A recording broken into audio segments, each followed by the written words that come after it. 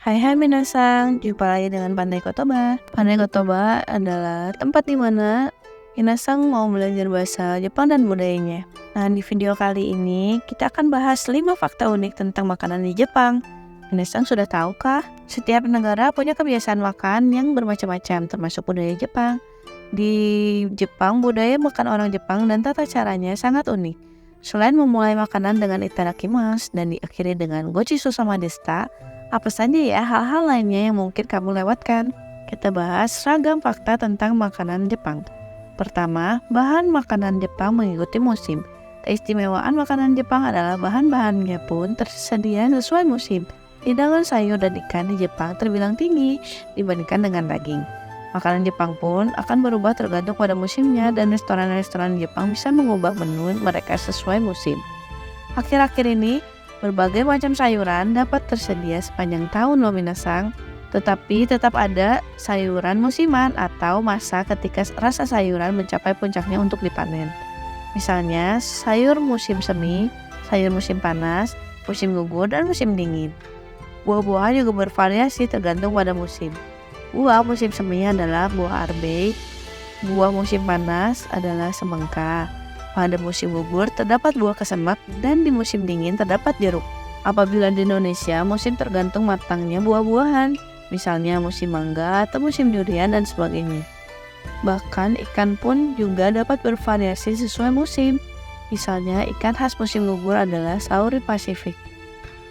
Di tempat yang disebut Meguro di Tokyo, setiap tahun memasuki bulan September diselenggarakan perayaan ikan sauri Pasifik.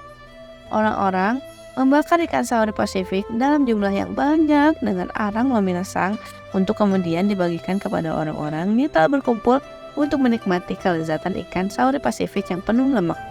Nah, di prefektur Fukui terkenal dengan kepitingnya. Kepiting-kepiting tersebut sangat mahal harganya tetapi tetap sangat populer.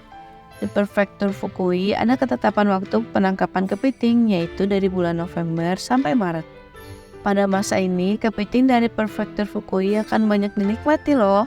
Yang kedua, kentang Jepang dari Indonesia kah? Di sisi lain, orang Jepang sangat menggemari kentang yang bisa disantap sepanjang tahun.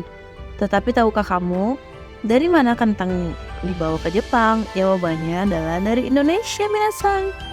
Kentang dibawa dari Jayakarta atau Jakarta oleh pedagang Belanda ke Jepang lebih dari 400 tahun yang lalu. Konon katanya, kentang dalam bahasa Jepang disebut jagaimo, kata yang berasal dari istilah Jayakarta kara kitaimo, ubi yang didatangkan dari Jayakarta. Nah, lo benarkah itu?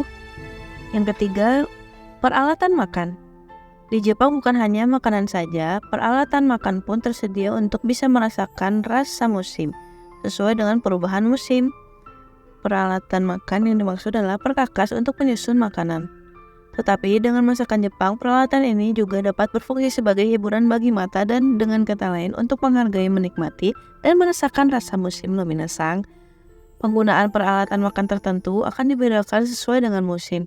Di restoran Jepang, pelayan akan mengenakan kostum, misalnya kimono, untuk dapat merasakan rasa musim secara eksplisit. Dengan makna tersebut, bersamaan dengan rasa makanan Jepang juga ada seni untuk mengesankan orang yang melihatnya. Budaya seperti ini hampir tidak terlihat di negara lain loh minasang. Yang keempat, makanan sebaiknya dipotong kecil-kecil. Salah satu perbedaan makanan Jepang dengan makanan Eropa adalah makanan Jepang akan dipotong kecil-kecil supaya mudah untuk dimakan, seperti sashimi.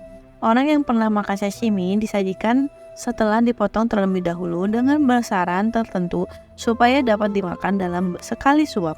Ini menunjukkan perbedaan apresiasi koki atau orang yang memasak terhadap orang yang akan menyantap makanannya. Steak yang merupakan khas Amerika disajikan dalam bentuk potongan daging yang besar dan orang akan memakan dengan cara memotongnya menggunakan pisau dan garpu.